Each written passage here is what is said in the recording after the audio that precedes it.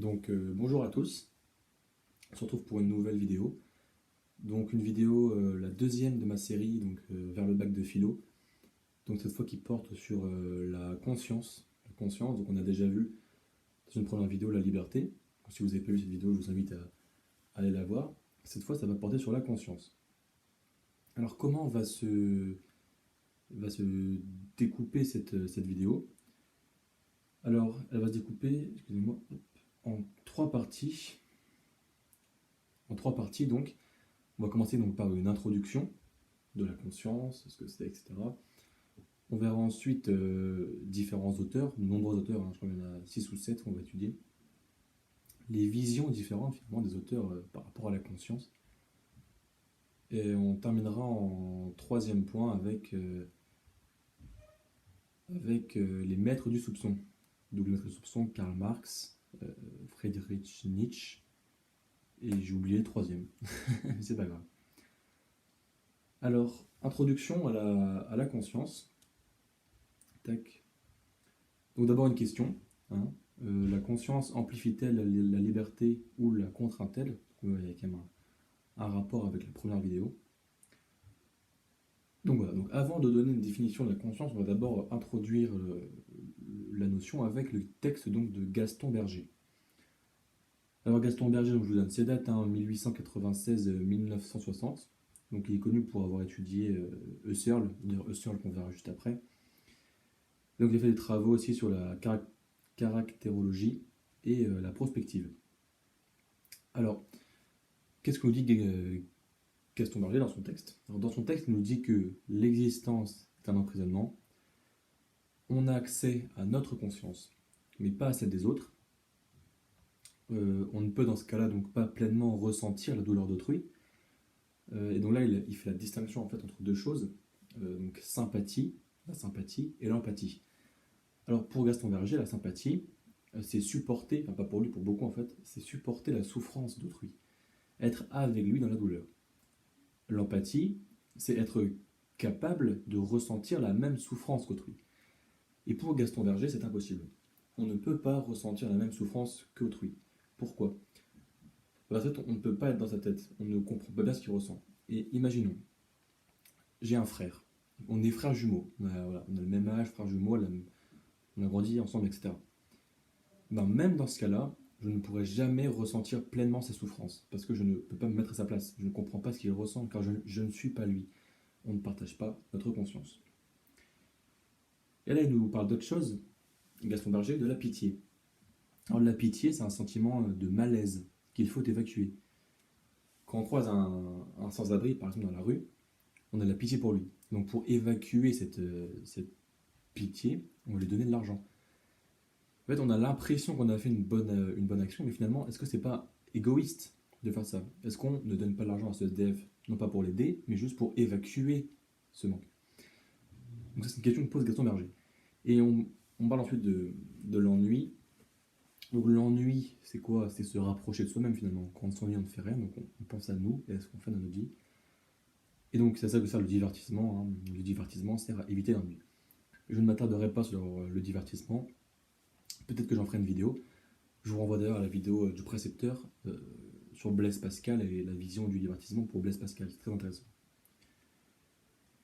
Mais donc, la conscience, on en a plusieurs définitions. Alors d'abord, c'est du dictionnaire, Larousse, la classique. Faculté humaine de connaître sa propre réalité et de la juger. Ou alors, connaissance. Oui. Ou alors, connaissance immédiate de sa propre activité psychique. Donc ça, c'est pour la définition classique de la conscience. Donc qu'en est-il de la vision plus philosophique du terme? Alors, on distingue deux choses. La conscience chez l'animal et chez l'homme. Chez les animaux, la conscience, elle est spontanée, elle est irréfléchie. On a conscience des sensations, de nos émotions, de nos perceptions, etc. En fait, les animaux ont conscience de l'action immédiate, de ce qu'ils vivent sur le moment. Mais par exemple, ça c'est une différence avec l'homme. L'homme a conscience de sa mort. L'animal, la biche par exemple, n'a pas conscience de sa propre mort. Elle n'a conscience que de ce qu'elle fait dans l'instant présent. Elle n'a pas conscience de la notion de passé, de la notion de futur, etc. C'est quelque chose qui n'est pas présent chez les animaux. Et donc oui, l'homme, il s'introspecte, il s'analyse. Donc voici pour l'introduction, assez courte finalement, sur la conscience. On va pouvoir donc approfondir largement, vous allez voir, la notion, en voyant la définition finalement des différents auteurs. Alors on va étudier donc Blaise Pascal, René Descartes, Hegel, Feuerbach, Husserl, Heidegger et Sartre. Donc 7 auteurs. On va étudier 7 auteurs, chacun ont une vision finalement différente de la conscience. Ou différente en tout cas qui peut se rapprocher, vous allez voir. Donc on commence par Blaise Pascal. Voilà. Donc Blaise Pascal, je vous donne ses dates, donc 1623-1662. Donc c'est un mathématicien, physicien, théologien, moraliste et philosophe français. Blaise Pascal, c'est celui qui a inventé la première calculatrice alors qu'il était à peine majeur, je crois. Enfin, c'est un génie. Alors pour Blaise Pascal, la confiance humaine est une force. Le plus grand pouvoir de l'homme, pour Blaise Pascal, le plus grand pouvoir de l'homme est de savoir qu'il meurt. Cette connaissance de la mort va amener à la science. Pourquoi la science? Parce que la science a aussi été créée pour essayer de retarder la mort finalement. On a conscience de notre vulnérabilité. On sait qu'on est des êtres faibles, on sait qu'on va mourir, on est temporel, on n'est pas intemporel comme le pourrait être Dieu. On peut mourir. Et ça, le fait que l'homme le sait, il le sait l'homme qui va mourir, à la différence donc de l'animal. Lui ne sait pas qu'il va mourir. Et c'est ça qui nous distingue finalement des animaux. Et donc, qu'est-ce qu'en pense René Descartes? Alors, vous savez, René Descartes, on en avait déjà parlé dans la Liberté, je crois, XVIIe siècle. Pour lui, donc, la conscience, c'est douter. Voilà, le fameux doute, le doute cartésien, la démarche du doute méthodique. Et donc, dans cette démarche du doute méthodique, Descartes distingue 4 étapes. Premièrement, on doute de son environnement, de ce qui nous environne, de ce qui nous entoure. Et au-delà de ça, on doute aussi de nos 5 sens, l'ouïe, toucher, la vue, etc. C'est la première étape, on doute. Pourquoi douter? Douter, ça permet de remettre en question, de remettre en cause, de réfléchir, d'analyser, etc., d'aller plus loin que ce que nos simples sens perçoivent. Et donc en 2, on doute de ses réflexions sur le monde extérieur. On doute des images que l'on perçoit, on doute des sons que l'on entend. En fait, on doute, si vous voulez, du monde perceptible, du monde sensible. Vous savez, le monde sensible de Platon. En 3, au-delà même du monde sensible, pour Descartes, on doute du monde intelligible. Le monde intelligible, donc le monde de l'intelligence, le monde qui est là-dedans. Un monde qui est très valorisé. Vous savez, pour Descartes, il y a sa notion de dualisme, séparation entre le corps et l'esprit. Le corps est faible, l'esprit est grand, etc. Il neige, dehors. Contrairement à ce que pensait par exemple Nietzsche, pour Nietzsche, il n'y a pas de séparation entre corps et esprit. Mais bref, je divague. Mais donc, lorsque Descartes doute du monde intelligible, il y a un problème qui se pose. Ce problème, c'est la science, et plus particulièrement l'algèbre. Vous savez, l'algèbre, c'est écrit par l'homme, c'est pas naturel, l'algèbre, c'est l'homme qui l'a créé. Et donc, pour régler ce problème de l'algèbre, que Descartes n'arrive pas en fait. Vous savez que Descartes est également un mathématicien, également un scientifique. Il est rationaliste, il est cartésien, le mot vient de là, de lui, cartésien. Donc il a vraiment du mal à douter de l'algèbre, qui est pour lui une science exacte. Et d'ailleurs, qui, par définition, l'algèbre est exacte. Mais donc, pour aller contre ça, il va créer le génie malin. Alors, qu'est-ce que le génie malin? Pour Descartes, c'est un être supérieur, Dieu ou pas, on ne sait pas trop, un être supérieur qui nous berne constamment. Donc c'est pas vraiment Dieu, c'est plutôt le diable, plutôt que Dieu, qui nous berne constamment. Un être supérieur qui nous trompe, pour Descartes. Et donc en 4e, la dernière phase finalement de cette démarche de doute, qu'on a douté de tout. On a douté du monde sensible, de ce que l'on perçoit avec nos sens, on a douté du monde intelligible, on a douté de notre propre esprit, on doute de notre propre esprit finalement. Qu'est-ce qu'il reste? Eh bien, il ne reste que le doute. Il ne reste plus que notre capacité à douter finalement. C'est la seule chose qui reste. On a douté de tout, il ne reste plus que ce qu'on fait, on doute. Et donc pour lui, c'est ça qui prouve que l'on existe. Pour Descartes, je doute, donc j'existe. Si je doute, j'existe. Et par extension, je pense, donc je suis. Vous l'aurez deviné. Donc voilà pour Descartes. Voyons maintenant George William Friedrich Hegel. Je vous invite à l'appeler uniquement Hegel, n'allez pas dans vos copies de dissert, écrire son prénom entier, c'est un peu trop compliqué. Donc Hegel, philosophe allemand, 1770-1831. Donc fortement influencé par Kant, sa pensée est une des influences majeures en fait de la philosophie contemporaine. Alors Hegel, qu'est-ce qu'il fait? Il distingue deux types de conscience. Deux types de conscience. Il y a d'abord la conscience réflexive et théorique. Elle a un rapport, si vous voulez, à l'introspection. Donc ça, c'est le cogito théorique. Vous savez, cogito, la pensée. Je pense, donc je suis, cogito ergo sum. Et il y a une deuxième conscience, la conscience pratique, qui a un rapport à l'action, le cogito pratique. Alors, pour Hegel, on vit dans une nature, on vit dans un environnement qui est étranger à nous. Et l'homme, pour Hegel, craint ce qui lui est étranger. Par conséquent, l'homme va vouloir dénaturer la nature ou humaniser celle-ci. En somme, pour effacer sa crainte, l'homme veut que la nature devienne une extension de lui. C'est pour ça aussi que la science est créée. L'homme craignait la nature, il a créé la science pour, si vous voulez, façonner le monde à son image. Et donc l'homme va acquérir la technique qui vient avec la science, la technique qui vient avec la science, il va façonner la matière. Donc voilà pour Hegel. Plus court maintenant, on va s'attarder un peu sur Ludwig Feuerbach. Donc Feuerbach, je vous donne ses dates, 1804-1872, donc auteur du 19e siècle. Alors Feuerbach, c'est l'élève de Hegel, c'est le chef de file du courant matérialiste, appelé hégélien de gauche.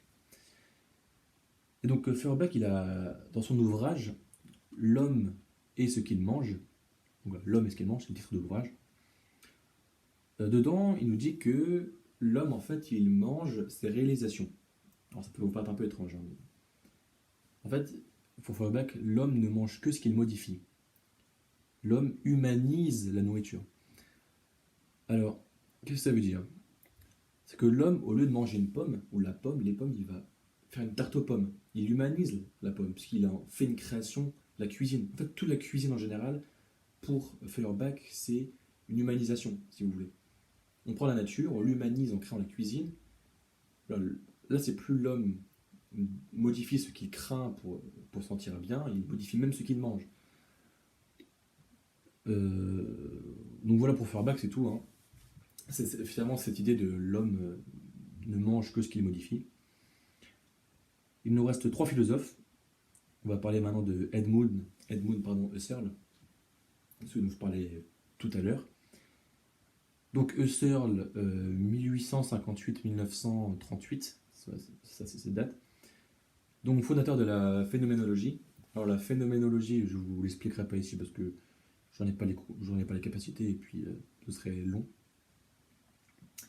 Donc Husserl a une grande influence, si vous voulez, sur la pensée du XXe siècle. Et donc Husserl, il nous théorise l'intentionnalité. Alors, qu'est-ce que l'intentionnalité? Donc, je cite, « Toute conscience est conscience de quelque chose. Toute conscience est conscience de quelque chose. » Qu'est-ce que ça veut dire?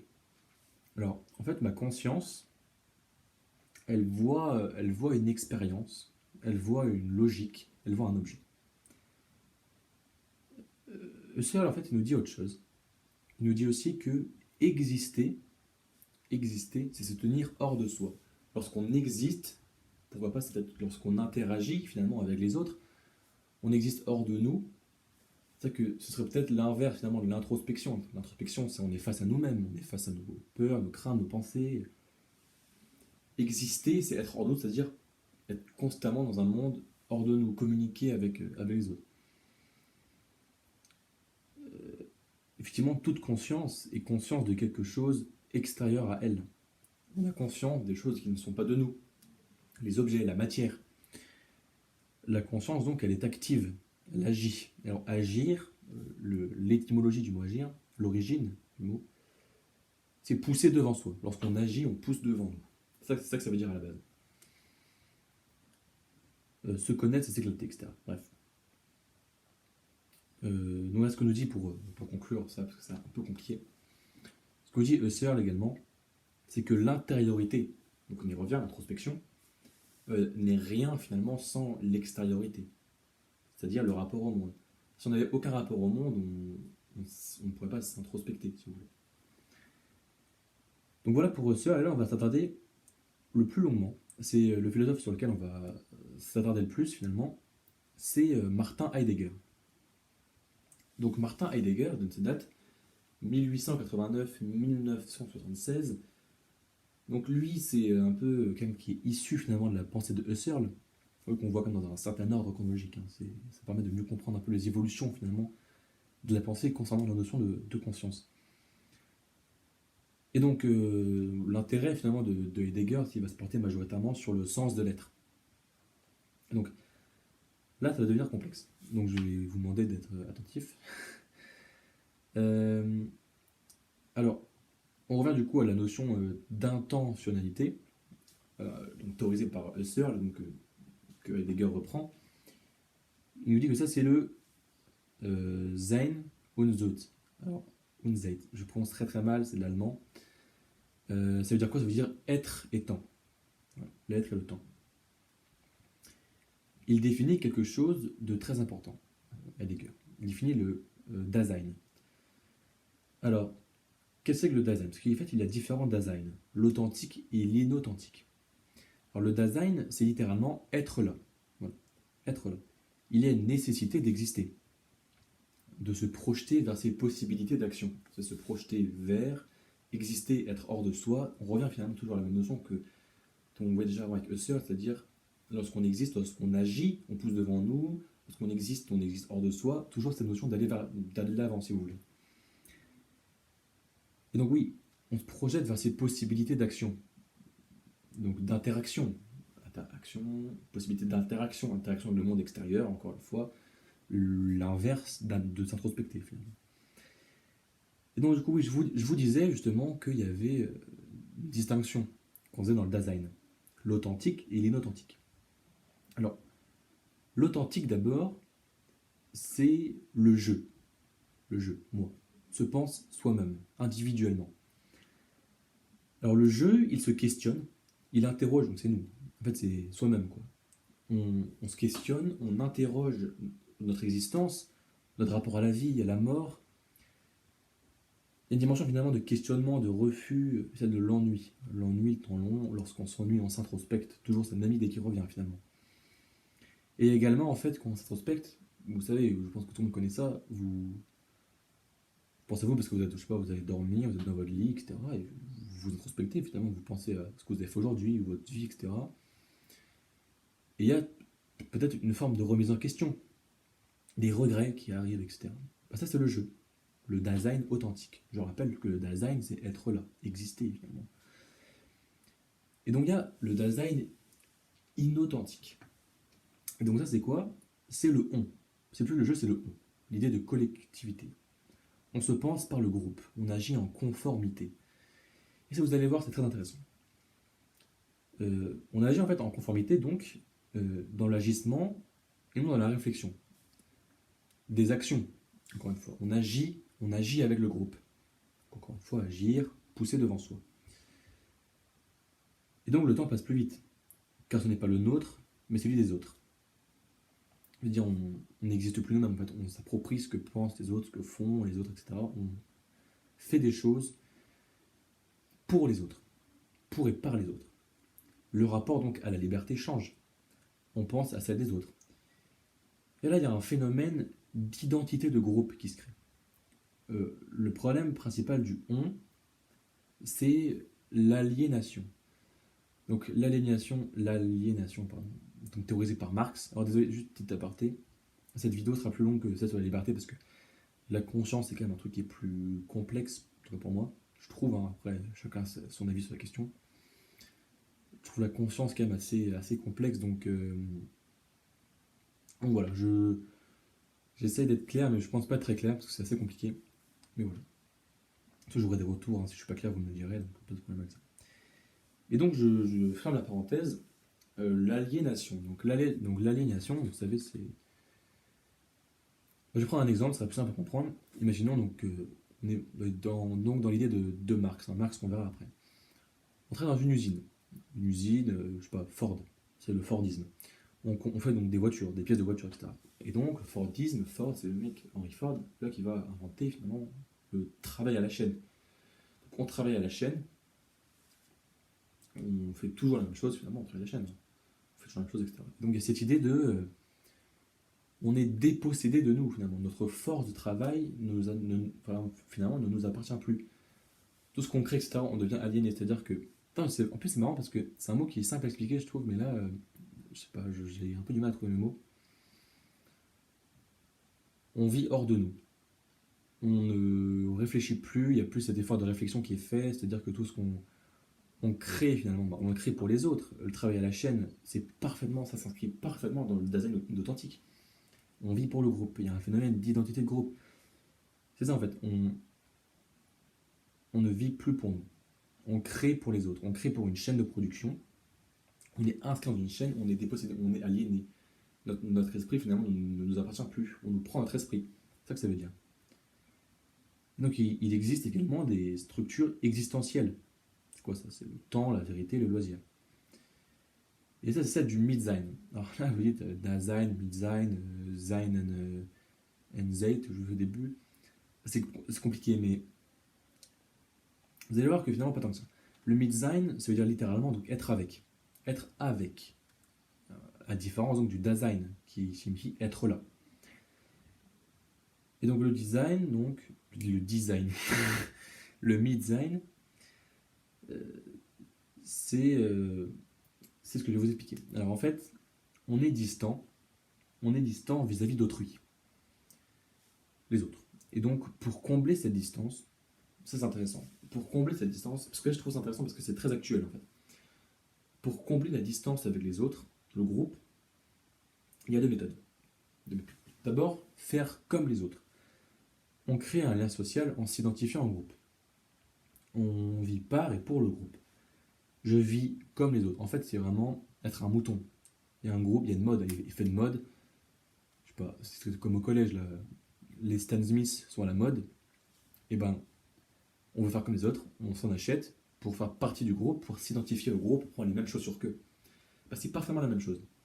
L'effet de mode et vouloir copier cet effet de mode, finalement, c'est être un mouton, littéralement.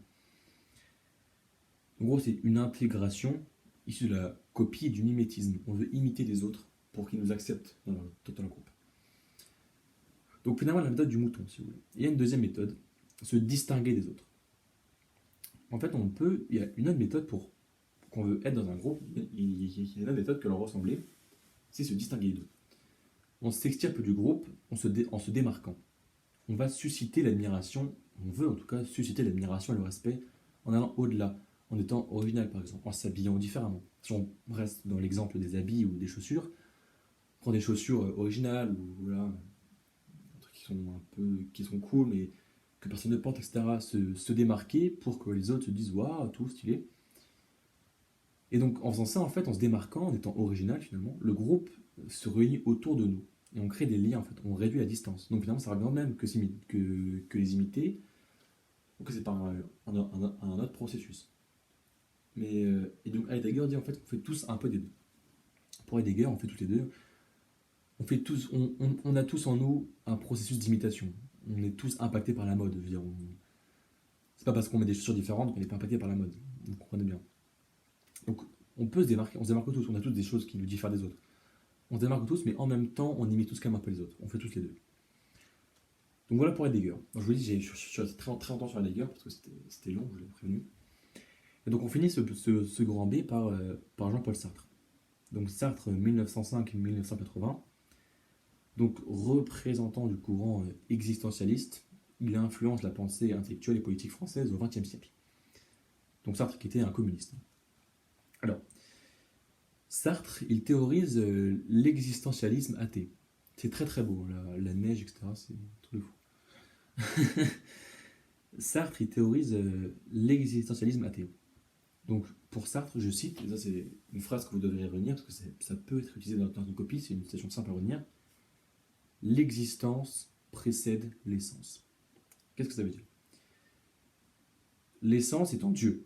Voilà. L'essence, c'est Dieu. Du coup, Sartre est athée. Donc, pour Sartre, Dieu n'existe pas. Et donc, l'essence, c'est Dieu. Donc, si l'existence, c'est l'homme. Donc, si l'existence précède l'essence, ça veut dire que l'homme précède Dieu. L'homme vient avant Dieu. Et si l'homme vient avant Dieu, ça veut dire que l'homme a créé Dieu. Donc, que Dieu n'existe pas. C'est l'homme qui l'a créé. Et pour un croyant, un catholique, un musulman, un juif, un bouddhiste, tout ce que vous voulez, c'est l'inverse. C'est l'essence qui précède l'existence. Pour un croyant, c'est Dieu qui a créé l'homme. C'est pas l'homme qui a créé Dieu, ça n'aurait aucun sens pour un croyant. Mais donc voilà, pour Sartre, l'homme crée Dieu. Et donc d'abord l'homme existe, puis il crée son essence. Et donc là, l'homme doit faire des choix. Quelle valeur inculquer à Dieu? Quelle valeur inculquer à celui qui va ensuite être le phare de la nuit, si vous voulez, des générations qui suivent? En fait, il crée Dieu à son image. Il lui met des critères amélioratifs, la dignité, la monogamie, la paix, la compréhension, l'union, la réflexion, etc. Il les met dans la Bible, dans le Coran, tout ce que vous voulez. On choisit finalement d'accepter certaines valeurs qui font de nous des hommes. La liberté, on y revient à la première notion, la liberté c'est la capacité de se définir et de se choisir. Les actions de l'homme doivent correspondre à l'entité humanité. Donc voilà pour le grand B. Donc là, la dernière vidéo était déjà finie, donc on est qu'au grand C. Bon, après, il n'y a qu'un grand C, donc ça va. Et donc, les maîtres du soupçon. Alors là, j'ai 3 questions pour vous. Notre conscience n'est-elle façonnée que par notre intériorité? Les mécanismes de la pensée ne proviennent-ils pas d'ailleurs? Finalement, sommes-nous à l'origine de nos pensées? Et donc le terme en fait maître du soupçon, il a été créé par Paul Ricoeur, donc Paul Ricoeur qui est mort en 2005. Emmanuel Macron est un grand fan de Paul Ricoeur. Donc c'est un philosophe qui s'intéresse à la phénoménologie, donc pas tout à l'heure, à la théologie protestante ou encore à l'existentialisme chrétien. Et donc pour Ricoeur, il existe 3 maîtres du soupçon. Le premier, Karl Marx. Donc Karl Marx, je connais un peu le sujet, j'ai un peu étudié ce qu'il faisait, etc. Et donc Karl Marx, donc 1818-1883. Donc théoricien du marxisme, philosophe, économiste, sociologue, politologue, etc. Donc, communiste, vous le savez. Et donc Marx, lui, théorise le soupçon social. Donc pour Marx, la conscience individuelle est déterminée par la société à laquelle l'individu appartient. Le problème, selon Marx, est le suivant. La société détermine-t-elle entièrement la conscience et les représentations de l'individu? Pour Marx, l'individu dépend de sa socialisation. Alors pour ceux qui font ce PSES, vous avez déjà vu la socialisation. C'est les valeurs en gros qu'on nous inculque très jeune. Il y a la socialisation primaire puis secondaire, etc. En primaire, c'est ce qu'on nous dit, je sais pas, il n'y est plus trop, mais pour un garçon, joue à des jeux de voiture et pour les petites filles, joue à des jeux de dinette, quoi. C'est plus trop le cas aujourd'hui, mais en tout cas, ça a été le cas longtemps. C'est ça en fait.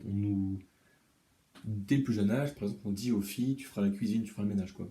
C'est ça une socialisation. On inscrit des valeurs et des idées dans les têtes des enfants.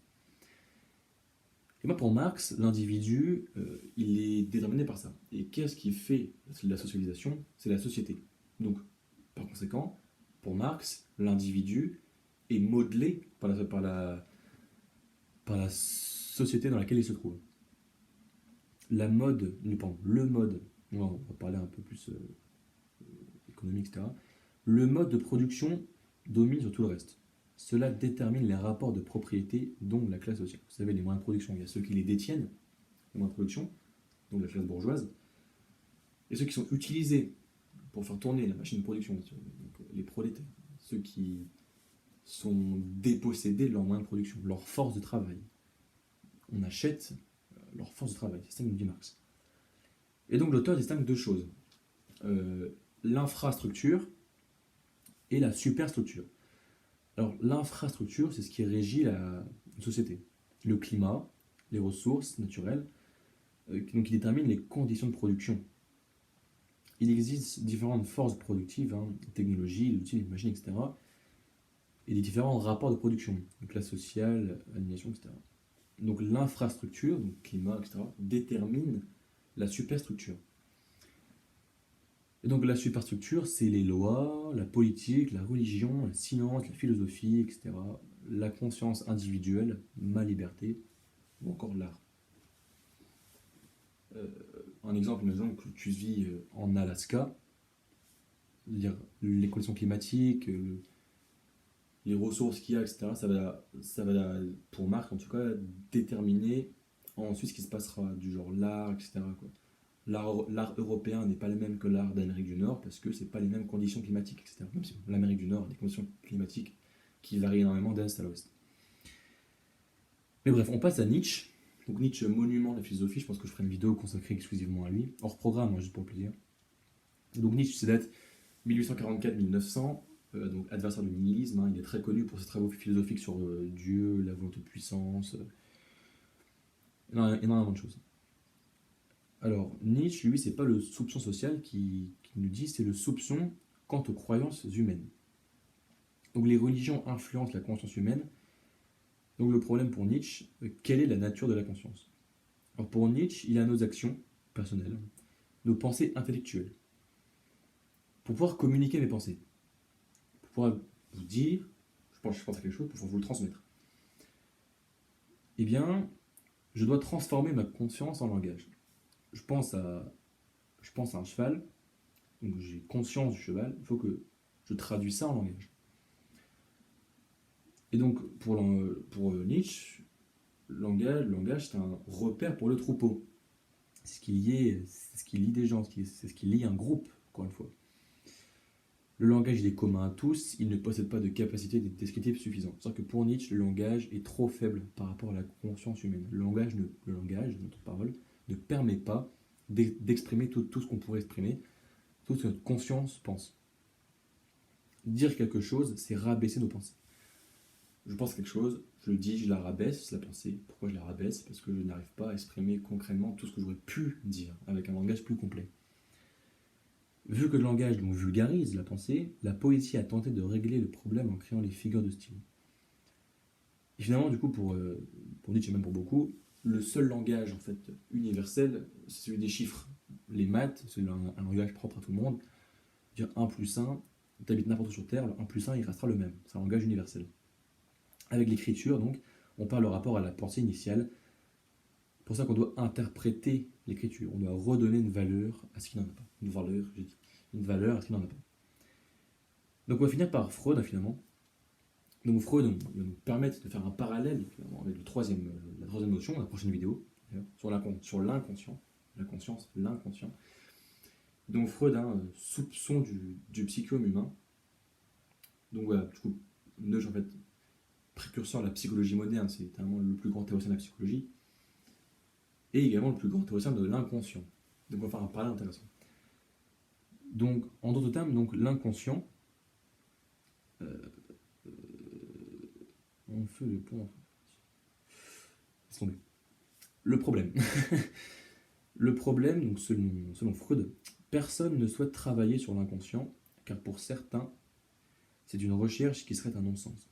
Bah oui, quand Freud commence à travailler sur l'inconscient, c'est pas le premier, c'est pas alors, Freud n'a pas créé le terme inconscient, mais c'est quand même le premier qui s'intéresse vraiment. C'est quelque chose qui a été un peu mis à l'écart et considéré comme inutile. Et donc, pour Freud, une partie de notre esprit n'est pas accessible par la conscience. Nous avons tous des actions conscientes qui sont perturbées par des pulsions dont on ne sait pas expliquer la provenance. Le but du psychologue est de comprendre l'origine de ces pulsions. L'inconscient pourrait influencer nos actions conscientes. On ne serait pas libre car il existe un autre moi en nous. Je termine là-dessus. C'est un petit teasing. L'inconscient, on parlera longuement de Freud dans la prochaine vidéo. On détaillera toute sa pensée.